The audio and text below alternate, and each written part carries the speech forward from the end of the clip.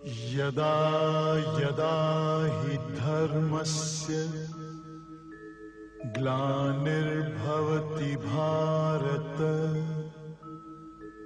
अभ्युत्थानम् अधर्मस्य तदात्मानं सृजाम्यहम् परित्राणाय साधूनां विनाशाय च दुष्कृतां धर्म संस्थापनार्थाय संभवामि युगे युगे।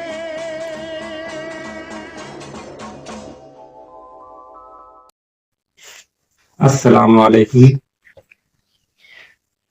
आप सभी दोस्तों का मेरे YouTube चैनल सनातनी मुस्लिम पर बहुत बहुत स्वागत है। इस चैनल का उद्देश्य भारतीय समाज में एकता, प्रेम और भाईचारा को बढ़ावा देना है। जैसा कि आप सभी को पता है दोस्तों, आज भारतवर्ष की जो दशा है वो कहीं ढकी छुपी नहीं है। इसमें कुछ लोग हैं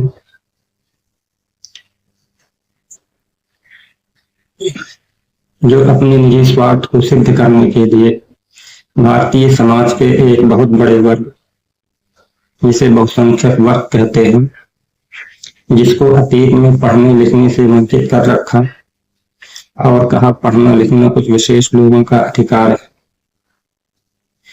इस तरह उन्हें तरह तरह के कर्मकांड, अंधविश्वास और पाखंड में उलझाकर उन्हें बुनियादी आवश्यकताओं से महरूम करके उन पर तमाम तरह की यातनाएं करते रहे।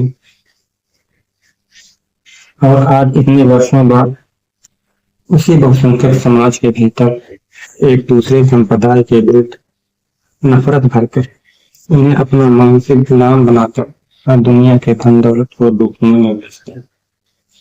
और जो अपने ही भूले भाले जनता में ये उपदेश देते फिरते हैं कि ये संसार एक मायाजाल है, यहाँ की हर एक वस्तु एक माया है, अतः हमें इस सांसारिक मोह माया में नहीं पाना चाहिए और स्वयं ही इस माया जाल से नहीं निकल।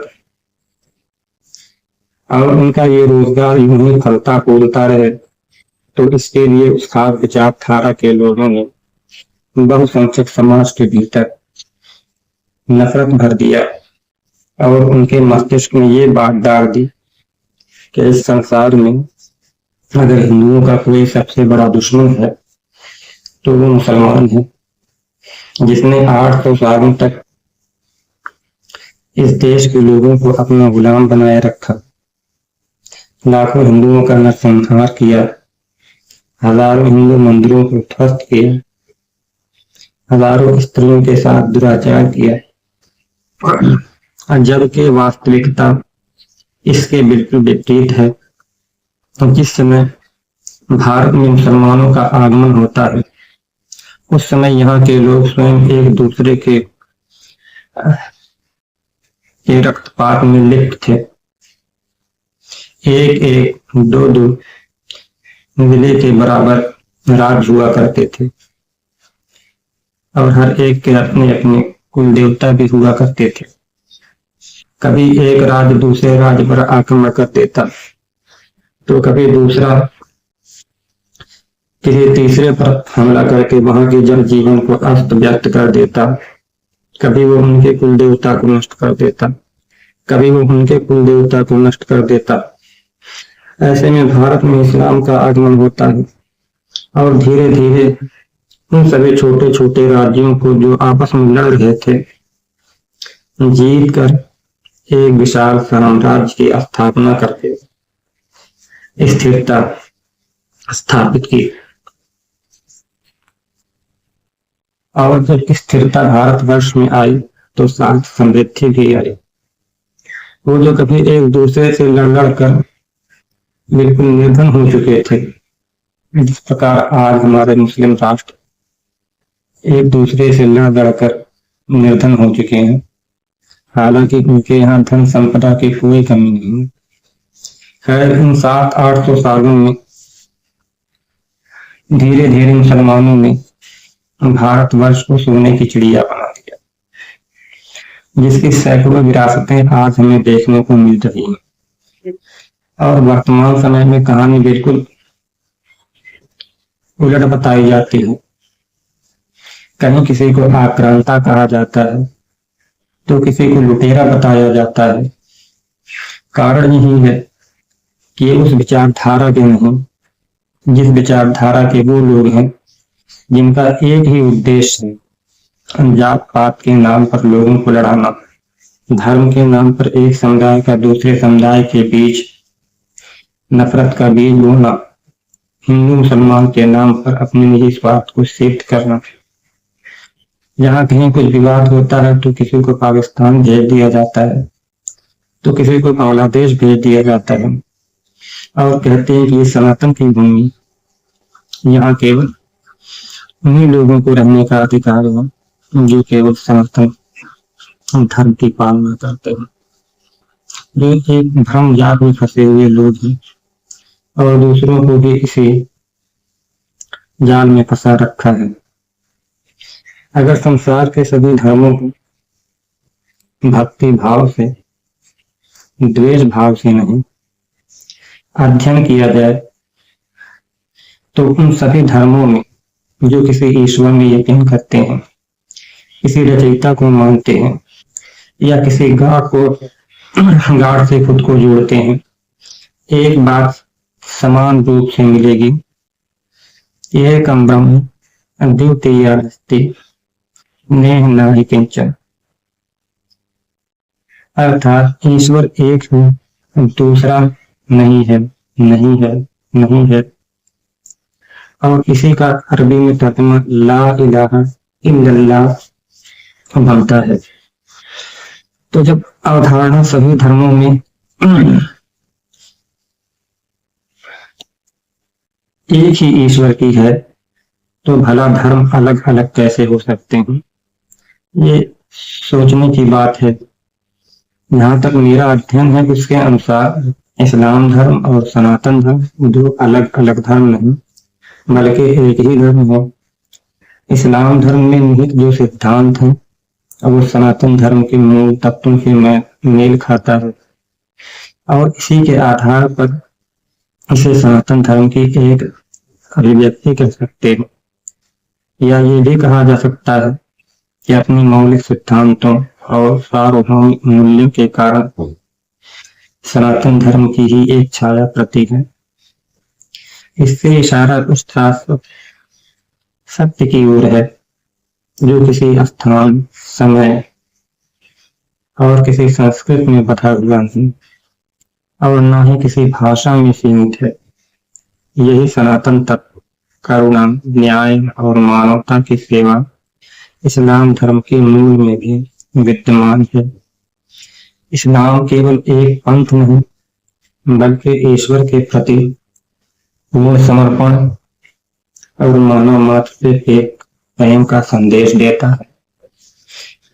इसके मूल में जो एक ईश्वरवाद है, उसी पर ब्रह्म की भावना है, जिसे अक्सर साधु संत कहते हैं एकं सत विपरा बहुधा वदन्ति। तो जब कहते हैं कि इस्लाम ही सनातन धर्म है तो इसमें कोई विरोधाभास नहीं बल्कि यही स्वीकारना है कि सत्य जहां कहीं भी प्रकट हो वही सनातन है। धर्मों की विविधता केवल बाहरी स्वरूप की है, साफ तो एक ही है, ईश्वर का ज्ञान और उसके बनाए हर जीव, हर व्यक्ति के प्रति प्रेम, सौहार्द और भाईचारा।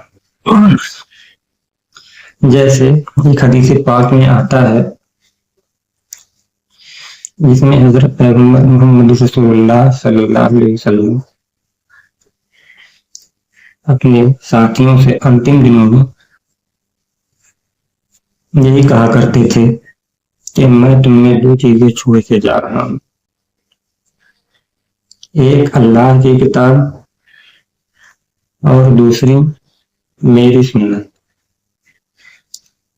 इसे मजबूती के साथ पकड़ लो, कभी गुमराह नहीं होगे।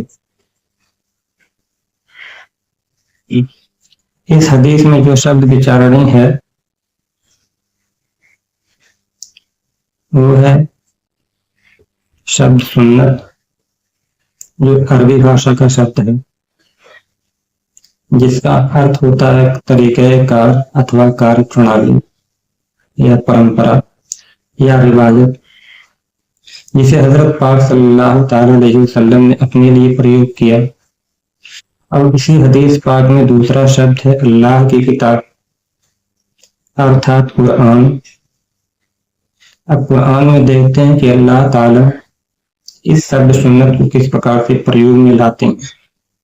तो इसके लिए अध्याय नंबर 48 आयत नंबर 23 में आता है सुन्नतुल्लाहि लती क़द ख़लत मिन क़ब्ल वलन तजिद लिसुन्नतिल्लाहि तब्दीला। अर्थात यह अल्लाह की वो परंपरा है जो आरंभ से चली आ रही है और आगे भी चलती रहेगी, और तुम इसकी परंपरा में कभी कोई परिवर्तन नहीं पाओगे। तो इस आयत और हदीस के बयान करने का तात्पर्य इसमें प्रयुक्त शब्द को वर्णित करना या इसकी विवेचना करना। जैसा कि बताया गया कि सुन्नत शब्द का अर्थ परंपरा अथवा तरीक़े-ए-कार या रिवायत होता है।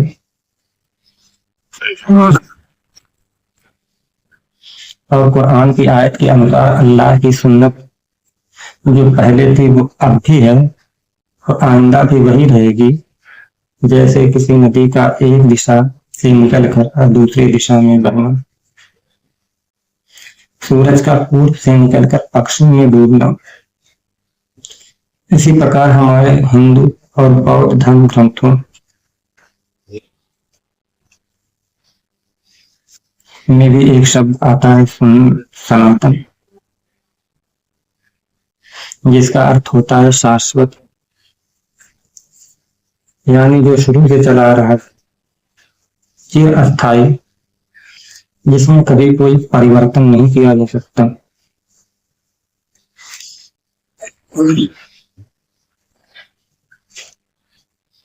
यहाँ एक उदाहरण प्रस्तुत करते चलें। बौद्ध धर्म के धम्मपद नामक ग्रंथ में गौतम बुद्ध दो स्त्रियों के बीच एक विवाद को सुलझाते हुए कहते हैं ना ही वीरेन वीरानी कुदातनी अवैरेन च सम्मन्ते एस धम्मो सनातन।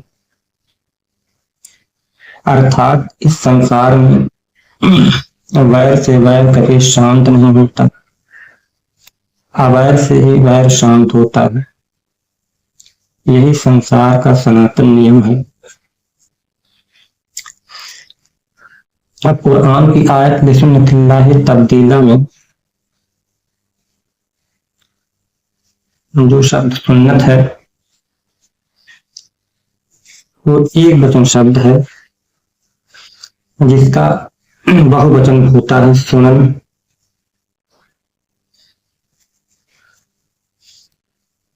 जिसका भी वही अर्थ होता है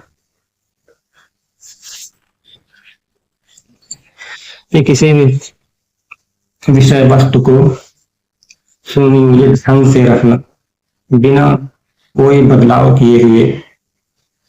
और हमारी हदीस की जितनी भी पुस्तकें हो, इसी की एक मिसाल है। जैसे सन तिरमिज़ी, सन इब्न माजा, अबी दाऊद आदि। अब गौर करने वाली बात यह है दोस्तों कि यही सुनन शब्द धम्मपद के सूक्त इस धम्म सनातनों के सनातनों में छुपा हुआ है, और इसका भी वही अर्थ निकलता है कि प्रकृति का नियम, ईश्वर का सिद्धांत या ईश्वर की परंपरा जो कभी नहीं बदलती। अंतर केवल भाषा, समय और स्थान का है कि जब कोई शब्द एक स्थान से दूसरे स्थान की ओर यात्रा करता है तो शब्दों के उच्चारण में अंतर आना एक स्वाभाविक सी बात है। तो साथियों, इस्लाम धर्म के शब्द सुन्नत और हिंदू धर्म के शब्द सनातन में समानता दर्शाने का एक छोटा सा प्रयास किया गया है। अगर ये अच्छा लगे तो इस पर आप अपनी राय जरूर रखें। पसंद आने पर अपने यार दोस्तों तक पहुंचाएं। बहुत बहुत शुक्रिया।